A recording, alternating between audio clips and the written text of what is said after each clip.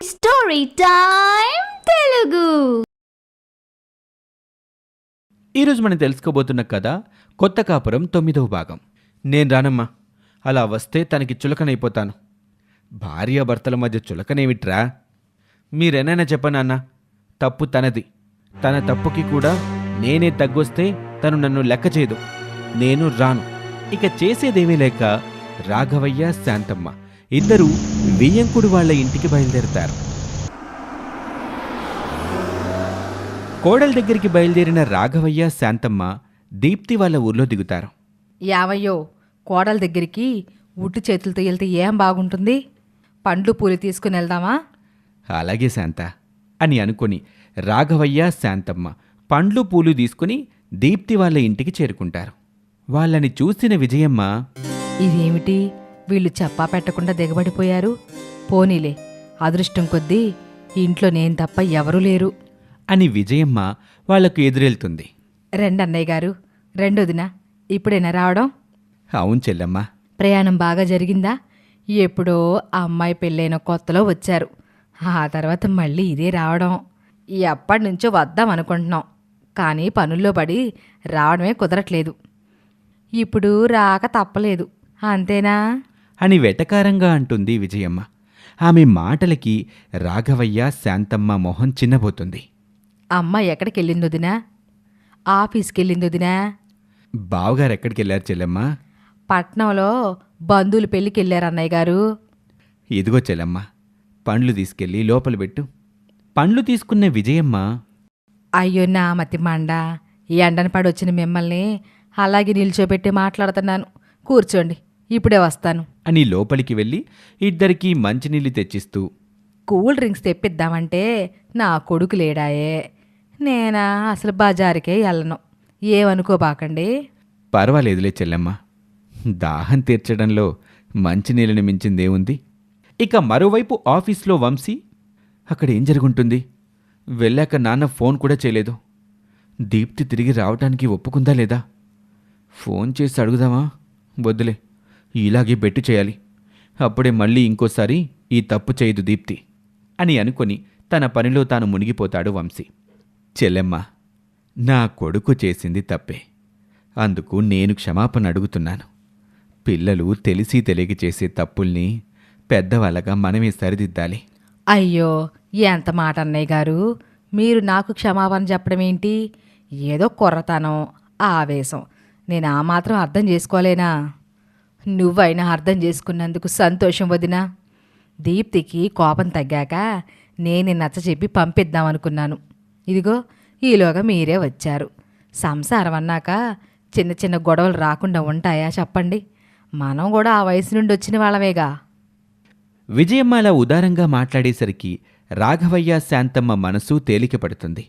మరోవైపు పెళ్లికి వెళ్ళి తిరిగొస్తున్న గోపాలం, నా బిడ్డ సంసారంలో ఈ గొడవలేంటి? హాయిగా కాపురం చేసుకుంటుందిలే అనుకుంటే ఇలా జరిగింది.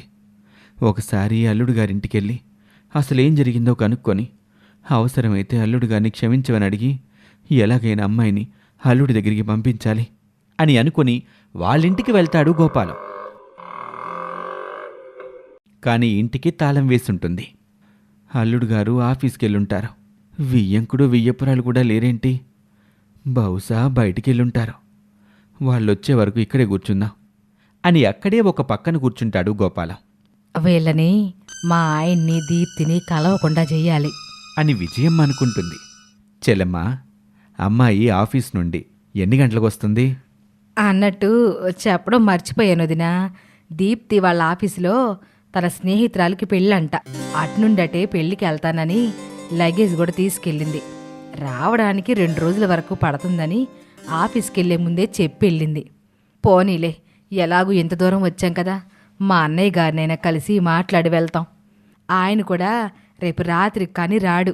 అలాగా, ఇప్పుడు ఏం చేద్దామే? మళ్ళీ 2 రోజుల తర్వాత అమ్మాయి వచ్చాక వద్దాం. అయ్యో అక్కర్లేదు వదినా, దీప్తి రాగానే నేనే మీ ఇంటికి పంపిస్తానుగా, మీరు ఆనందంగా ఇంటికి వెళ్ళండి. నా మాట నమ్మండి అన్నయ్య గారు.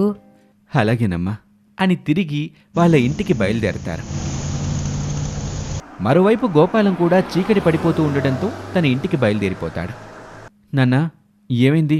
దీప్తి ఏమంది? మేం వెళ్ళేసరికి కోడలు ఆఫీస్కి వెళ్ళిపోయిందంట. అట్నుంచటే స్నేహితురాలి పెళ్ళికి వెళ్తానని చెప్పిందంట. అందుకే కలవటానికి కుదరలేదు. అమ్మాయి పెళ్లి నుండి రాగానే నేనే దగ్గరుండి పంపిస్తానని మీ అత్తయ్య చెప్పింది. సర్లేమ్మా.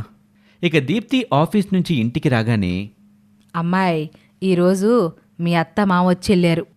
అప్పుడే అక్కడే ఉన్న గోపాలం ఆ మాట వింటాడు. అవునా? మరి నాకు చెప్పలేదేంటి?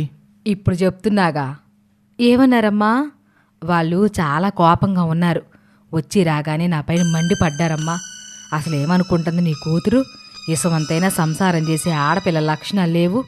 భర్తని అత్తమావని ఎలా గౌరవించాలో కూడా తెలీదు. మీ అమ్మాయి ప్రవర్తన వల్ల మాకు మనశ్శాంతి కూడా లేకుండా పోయింది. మా పరువు పోతుందని ఇష్టం వచ్చినట్టు మాట్లాడారమ్మా. వాళ్ళలా మాట్లాడే రకం కాదే. చాలా నెమ్మది మనుషులు. అంటే నేను అబద్ధం చెప్తున్నానా? నాకు అవసరమేంటి? నీకు తెలీదులే నాన్న. వాళ్ళు అంతటి ఉద్దండులే, బయటికి కనిపించరు అంతే. లేదమ్మా, వాళ్ళేమన్నారో మీ అమ్మకి ఎలా వినబడిందో. నాకేమైనా చెవుడు అనుకున్నారా? వారం రోజుల్లో కాపురానికి వచ్చిందా సరే సరి, లేదంటే మా అబ్బాయికి రెండో పెళ్లి చేస్తామని బెదిరించి వెళ్ళిపోయారు. ఓహో, అంతవరకు వచ్చారా? సరే, చెప్తా వాళ్ళ సంగతి. అమ్మా దీప్తి, తొందరపడకు. తర్వాత సరిదిద్దుకోలేవు. నేనెళ్ళి మాట్లాడి చూస్తాను. అవసరం లేదు నాన్న. ఇప్పటి వరకు కాస్తో కూస్తో వాళ్ళపై గౌరవం ఉండేది. ఇప్పుడు అది కూడా పోయింది. ఇక తిరిగి వెళ్ళడం జరగదు. ఆ మనుషులంటేనే అసహ్యం వేస్తుంది. వాళ్ళకి నచ్చినట్టుగా చేసుకొనివ్వండి. అలా వారం రోజులు గడిచిపోతుంది. ఏమిటయ్యా, 2 రోజుల్లో అమ్మాయిని పంపిస్తానని చెప్పింది, ఎంతవరకు జాడే లేదు. నేను అదే ఆలోచిస్తున్నాను.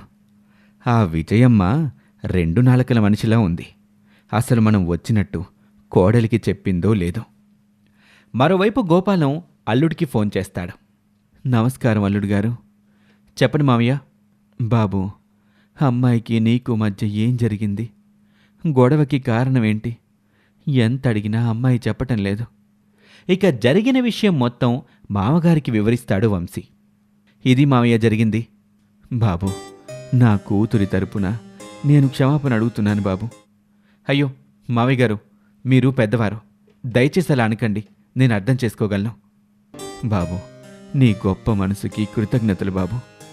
ఎలాగైనా దీప్తికి నచ్చజెప్పి పంపిస్తాను. ఉంటాను బాబు. అలాగే మామయ్య. ఒసేయ్ ఒసేయ్, ఎక్కడ చచ్చావే? అబ్బబ్బబ్బబ్బా, ఎందుకలా చెవి కోసిన మేకలా గరుస్తో? అరవటం కాదే, నిన్ను చంపేసినా పాపం లేదు. అంత పని నేనేం చేశాను? ఇంకా ఎందుకే దొంగ నాటకాలు? అల్లుడు గారు నాకంతా చెప్పేశారు. నిజం చెప్పు. చిట్టిపాటు డబ్బుతోనే నువ్వన్ని కాలేజీలో జాయిన్ చేసి పైగా ఫ్రీ సీట్ అని నాకు అబద్ధం చెప్తావా? అవును. అయితే ఇప్పుడేంటంట?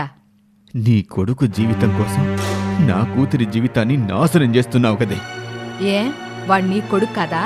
నీ కూతుర్ని చదివించడానికి పెళ్లికి ఎంత ఖర్చు చేశాం? మరిప్పుడు అది నా కొడుకు కోసం ఆ మాత్రం చేయలేదా? నీకెలాగో చేత కాదు కదా.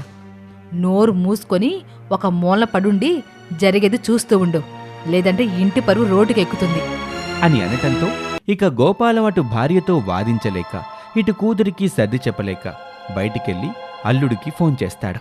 బాబు, మా అమ్మాయి దగ్గర ఆ డబ్బు వాళ్ళమ్మే తీసుకుందంట.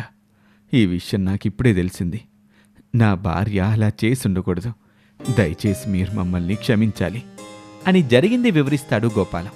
అది విన్నాక వంశీ, అయ్యో మావయ్య, మీరు అలా అనకండి. ఇందులో తప్పే ఉంది. కాకపోతే ఈ విషయం దీప్తి ముందే చెప్పుంటే ఏ సమస్య ఉండేది కాదు. మీరేమీ కంగారు పడకండి మావయ్య అని వంశీ అంటాడు. ఇక సాయంత్రం ఆఫీస్ నుండి వచ్చాక విషయం మొత్తం తల్లిదండ్రులతో చెప్తాడు వంశీ. అందుకేరా వంశీ నేను చెప్పింది, ఏ విషయానికి తొందరపడి నిర్ణయం తీసుకోకూడదని. సారీ నాన్న, ఇక నుండి మీరు చెప్పినట్టే చేస్తాను అని చెప్పి వంశీ అక్కడి నుంచి లోపలికి వెళ్ళిపోతాడు. యావయ్యా, ఇక లాభం లేదు. మనం నేరుగా కోడలు పనిచేసే ఆఫీస్ దగ్గరికి వెళ్ళి కలిసి మాట్లాడదాం అని రాఘవయ్య, శాంతమ్మ దీప్తి ఆఫీస్కి వెళ్ళి దీప్తిని కలుస్తారు. ఎందుకొచ్చారు? అమ్మా, కేవలం డబ్బు గురించి గొడవబడి కాపురం నాశనం చేసుకోవద్దు. నువ్వా డబ్బు మీ వాళ్ళకిచ్చానని ఒక్క మాట చెప్తే పోయేది గదా. చిన్న విషయాన్ని పెద్దది చేసుకున్నావు. దానికి కారణం మీ అబ్బాయి. మీరు కూడా మీ అబ్బాయిలాగే మాట్లాడుతున్నారు. నేను చెప్పకపోతే అర్థం చేసుకోలేరా? నాకు చెప్పాలనిపించినప్పుడు చెప్తాను కదా, అప్పటిదాకా ఆగలేరా? చూడమ్మా, అయ్యిందేది అయ్యింది. అయ్యేం మనసులో పెట్టుకోకుండా పదమ్మా, మన ఇంటికి వెళ్దాం. నేను రాను. ఆ ఇంటిపై నాకు ఏ అర్హత లేదన్నప్పుడు నేనెందుకు వస్తాను? వాడేదో తెలిసి తెలియక అలా అన్నాడు. మా మొహం చూసైనా రామ్మా. మీరు కూడా నా మీద ప్రేమ ఉన్నట్టు నటించకండి. నా ముందు ఒకలాగా, నా వెనకొకలా మాట్లాడతారు. అదేంటమ్మా అలా అన్నావు? మేము నిన్ను కోడల్లా కాకుండా మా బిడ్డలా చూసుకున్నాం కదమ్మా. అది దొంగ ప్రేమ. ఇంకా మీ దొంగ ప్రేమలు నమ్మే స్థితిలో నేను లేను. చూడమ్మా, నీకు మేమే అడ్డమైతే మేము మా ఊరికి వెళ్ళిపోతాం. అబ్బాయి నువ్వు సంతోషంగా ఉండడమే మాకు కావాలి. చేసిందంతా చేసి ఇప్పుడు ఇలా మాట్లాడుతున్నారా? నేను రావడం జరగదు. మీకు నాకు మధ్య ఇకపై ఏ సంబంధం ఉండదు. మళ్ళీ నన్ను కలవడానికి ప్రయత్నిస్తే మర్యాదగా ఉండదు అని దీప్తి కోపంగా అనేసి వెళ్ళిపోతుంది. చేసేదేమీ లేక తిరిగి ఇంటికొచ్చేస్తారు. ఏమైందమ్మా? దీప్తి ఒప్పుకుందా? ఇంటికొస్తానందా? లేదురా, అమ్మాయికి ఇంకా కోపంగానే ఉంది. ఒరే వంశీ, ఒకసారి నువ్వు ఫోన్ చేసి అమ్మాయితో మాట్లాడరా, బాగుంటుంది. అలాగే నాన్న అని దీప్తికి ఫోన్ చేస్తాడు వంశీ. ఎందుకు ఫోన్ చేసావు? ఇకపై నీకు నాకు మధ్య ఏ సంబంధం ఉండదు. ఈ విషయం మీ అమ్మ నాన్నకి తెగేసి చెప్పేశాను కదా. విడాకుల కోసమా? ఎక్కడికి రమ్మంటావో చెప్పు, వచ్చి సంతకం చేస్తాను. ఇంత చిన్న విషయానికి విడాకుల వరకు ఎందుకు దీప్తి? ఐఎమ్ సారీ, ఆ రోజు అలా ప్రవర్తించినందుకు. నువ్వు ఆ డబ్బు మీ వాళ్ళకి ఇచ్చావని నాకు తెలియదు కదా. ఇకపై ఎప్పుడూ అలా ప్రవర్తించను. మన ఇంటికి వచ్చేసే దీప్తి. మీ అమ్మ నాన్నతో పాటు నువ్వు కూడా తగ్గకుండా నటిస్తున్నావు. ఈ నటనంతా నాకు జాబ్ ఉంది, నెల నెల జీతం వస్తుందనే కదా. దీప్తి, నువ్వలా మాట్లాడితే నేనేం చేయలేను. కానీ ఒక్క మాట, నీకోసం ఎప్పుడూ మా ఇంటి తలుపులు తెరుచుకునే ఉంటాయి. నీకు రావాలి అనిపించినప్పుడే రా, బలవంతం మాత్రం చేయను అని వంశీ ఫోన్ పెట్టేస్తాడు. ఇక ఆ తర్వాత ఏం జరుగుతుందో వచ్చే భాగంలో చూద్దాం.